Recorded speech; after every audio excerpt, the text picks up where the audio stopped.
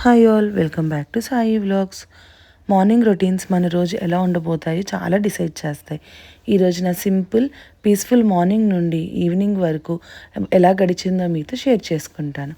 Morning అయితే నేను ఈరోజు మార్నింగ్ చాలా పీస్ఫుల్గా స్టార్ట్ అయింది. నిద్ర లేవగానే వెంటనే ఫస్ట్ నేను జీరా వాటర్ తాగేశాను. ఇది డైజెషన్కి చాలా మంచిది. సో మా కిచెన్లోకి ఇలాగ సన్ రైజ్ పడితే నాకు చాలా ఇష్టం. న్యాచురల్ లైట్ కిచెన్లో చాలా ఒక థెరపీలా పనిచేస్తుంది కదా. సో కిచెన్ వర్క్ స్టార్ట్ చేసే ముందు వాక్యూమ్ క్లీనర్ ఆన్ చేసేసాను. సో దట్ అది దాని పని చేసుకుంటే నేను నా పని చేసుకోవచ్చు కదా. రెండు పనులు ఒకటేసారి అయిపోతాయి, మల్టీ టాస్కింగ్. ఇంకా నేను నైట్ అయితే నేను డ్రై ఫ్రూట్స్ సోక్ చేయడం మర్చిపోయాను. అందుకని ఈరోజు సోక్ చేసేస్తాను పొద్దున్నే. దానివల్ల ఏంటంటే ఈవినింగ్ స్నాక్ లాగా తినొచ్చు కదా. ఏదో టైంలో డ్రై ఫ్రూట్స్ వెళ్తాయి అని చెప్పి అలాగా చేసేస్తాను, ఎప్పుడైనా నా ముందు రోజు సోక్ చేయడం మర్చిపోతే. అండ్ బ్రేక్ఫాస్ట్ అయితే ఈరోజు నేను ఇడ్లీ వేస్తున్నాను విత్ హెల్తీ ట్విస్ట్ అనమాట. అదేంటి అంటే రాగి ఇడ్లీ. సో నార్మల్గా మా వారికి రాగి జావ నచ్చదు. సో ఐల్ ట్రై నేను రాగిని ఇంకొక ఫామ్లో ఫుడ్లో ఇవ్వడానికి. రాగి సంగటి చేస్తాను నాన్ వెజ్ వండినప్పుడు, ఆరెల్స్ ఇలా ఇడ్లీ ఆర్ దోశ బ్యాటర్లో రాగి పిండి కలిపి చేస్తున్నాను. రాగుల్ని కూడా తీసుకొచ్చి రాగులతోనే డైరెక్ట్గా ఇడ్లీలు అవన్నీ చేయడానికి ట్రై చేద్దాం అనుకుంటున్నా. సో మీ దగ్గర ఎవరి దగ్గరైనా పర్ఫెక్ట్ రెసిపీ ఉంటే నాకు కామెంట్లో చెప్పండి, నేను అదే ఫాలో అవుతాను. ఇప్పుడైతే అందుకని నేను ఫస్ట్ రాగి ఇడ్లీకి అంతా మిక్స్ చేసి రెడీగా ఉంచేసుకున్నాను. అండ్ రైస్ కూడా వాష్ చేసి పక్కకు పెట్టేసుకున్నాను అనుకోండి, అది నాంతా ఉంటుంది కదా మధ్యాహ్నానికి. అండ్ ఇక్కడ నేను వాడుతున్న బౌల్ అయితే చాలా బాగుంది అసలు, రైస్ వాష్ చేయడానికి చాలా కన్వీనియంట్గా ఉంది.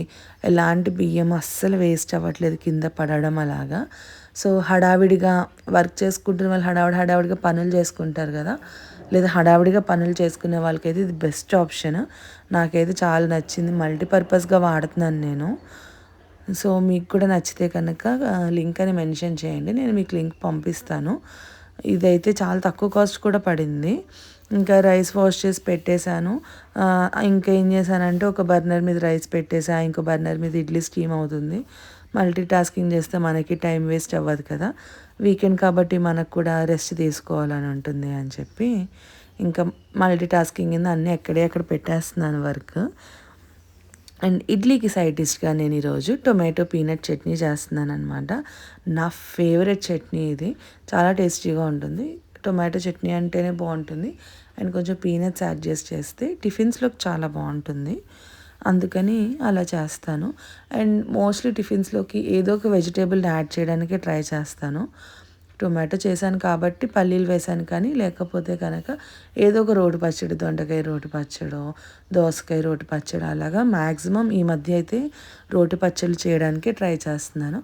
అవి మగ్గుతుండగానే ఆల్రెడీ రైస్ ఆన్ చేసేసాను అండ్ లంచ్కి కూడా ప్రిపేర్ చేసేస్తున్నాను. ఎందుకంటే మా హస్బెండ్కి లంచ్ ప్యాక్ చేయాలి, ఆయనకి ఆఫీస్ ఉంది. సో అందుకని చెప్పి ప్యాక్ చేసేస్తున్నాను అనమాట. అండ్ ఈవినింగ్ కూడా నేను ఏం డిన్నర్ ప్రిపేర్ చేయాలనుకుంటున్నాను ముందే డిసైడ్ అయిపోయి ఉన్నాను కాబట్టి దానికి సంబంధించిన ప్రిపరేషన్ కూడా చేసేసుకుంటున్నాను. అంటే పొద్దున్న వెజిటేబుల్స్ కట్ చేసుకున్నప్పుడే సాయంత్రానికి కూడా కట్ చేసి ఫ్రిడ్జ్లో పెట్టేసుకున్నాను అనుకోండి, డిన్నర్ చాలా ఈజీగా అయిపోతుంది. ఇప్పుడు మనము ఆఫీస్ వర్క్ చేసుకుంటూ మధ్యలో లేచి మళ్ళీ అన్ని కూరగాయలు కట్ చేసుకుని కూర వండాలంటే టైం పట్టేస్తుంది కదా. ఈలోగా మళ్ళీ ఎవరో ఒకళ్ళు మెసేజ్ చేస్తారు ఆఫీస్ వాళ్ళు, ఆ హడావిడి లేకుండా ఉండాలి అని చెప్పి నేను ఇలా ప్రిపేర్ చేసుకోవడం స్టార్ట్ చేశాను. దానివల్ల ఏంటి అంటే నైట్ డైరెక్ట్గా అవి తీసి వండేసుకోవడం ఉండేటట్టు ఉంటుంది, నాకు చాలా ఈజీగా ఉంటుంది అని చెప్పి. సో ఈరోజు డిన్నర్ కోసం ఏంటంటే నేను ఎక్కువ ఫైబర్ ఉండేలా చూసుకున్నాను, హెల్తీ మీల్ లాగా. దానికోసం అనమాట లెట్యూస్, బెల్ పెప్పర్స్ ఇవన్నీ కూడా నేను కట్ చేసి ఉంచుకున్నాను. మనకి డే మొత్తంలో ఎలాంటి ఫుడ్ క్రేవింగ్ రాకపోయినా నైట్ టైము మొత్తం మన డే అంతా అయిపోయాక అలసిపోతాం కదా, అప్పుడు బాగా ఫుడ్ క్రేవింగ్స్ వస్తాయి. అందుకని చెప్పి నేను ఇలాగా నైట్ టైం డిఫరెంట్గా వండడానికి ట్రై చేస్తున్నాను. సో దట్ క్రేవింగ్స్ తగ్గి ఏమైనా క్రేవింగ్స్ ఉన్నా ఆ వెరైటీ ఫుడ్తో మనకు కంప్లీట్ అయిపోతుంది. అండ్ ఇది ఉండదు బయట ఫుడ్ తినము అనే ఉద్దేశంతో సో నేను మిల్క్ బాయిల్ చేయడానికి పెట్టేశాను. మాకు పాలు 8:30 ఆర్ 9 మధ్యలో వస్తాయి అన్నమాట, గేదె పాలు పోయించుకుంటాము. అక్కడ పెట్టేసి ఇంకా చేసేసుకున్నాను. అండ్ 9:30కి వర్క్ స్టార్ట్ చేశాను. So almost 3.5 to 4 hours breakfast తినేసి అక్కడ లెగిసాననమాట. సరే నాకు కూడా పని ఉంది కదా, మళ్ళీ ఇంట్లో చేసుకోవాలి అని. ఇంకా వర్క్ కంటిన్యూస్గా కూర్చొని చేసి నా వల్ల కాక మధ్యలో సరే లంచ్ బ్రేక్ తీసుకున్నాను. మీరు ఇందాక క్లిప్ చూశారు. తర్వాత మళ్ళీ ఈవినింగ్ కొంచెం టీ తాగాను, బాగా హెడ్ఏక్ వచ్చింది ఆఫీస్ వర్క్ వల్ల అని. అండ్ నైట్ అయిపోయింది. మా వారు ఆఫీస్ దగ్గర స్టార్ట్ అయినప్పుడు కాల్ చేయమంటానమాట. ఆయనకి 45 minutes to 1 hour పడుతుంది ఆఫీస్ నుండి రావడానికి. సో ఆయన బయలుదేరాను అని కాల్ చేశాక, ఆయన కాల్ చేసిన పావుగంట నుండి అరగంట తర్వాత నేను వంట స్టార్ట్ చేస్తాను. నేను అనుకునే డిష్ బట్టి అనమాట. సో ఈరోజు నేను ఎగ్ కాతి రోల్స్ చేద్దాం అనుకుంటున్నాను. సో ఆయన కాల్ చేసిన ఒక హాఫ్ అన్ అవర్ తర్వాత స్టార్ట్ చేశా. ఎందుకంటే నేను already chapatis pre cooked chapatis ఉన్నాయి నా దగ్గర. నేను బయట కొనినవి కాదు, ఇంట్లోనే చేసుకుంటాను అవి కూడా. ఇంక ఓన్లీ వెజ్జెస్ని ఫ్రై చేసుకుంటే ఆయన రాగానే చపాతీ ఇంకా ఎగ్ ఫ్రై చేసుకుని ఆయనకి అసెంబుల్ చేసి ఇవ్వచ్చు కదా అనే ఉద్దేశంతో ఆయన స్టార్ట్ అయిన హాఫ్ అన్ అవర్ తర్వాత నేను వంట స్టార్ట్ చేశాను. దానివల్ల ఏంటంటే ఆయనకు కూడా ఫుడ్ వేడిగా ఉంటుంది అని చెప్పి, అప్పుడు ఏంటంటే మనకు కూడా క్రేవింగ్స్ తగ్గుతాయి కదా, అందుకని. సో నేను ఏంటంటే క్యారెట్స్ కూడా ముందే కట్ చేసేసుకొని వాష్ చేసేసి ఆరబెట్టేసుకొని డీప్ ఫ్రిడ్జ్లో పెట్టేసుకున్నాను అనమాట. కావాల్సినప్పుడల్లా కొన్ని తీసి వాడుకోవచ్చు.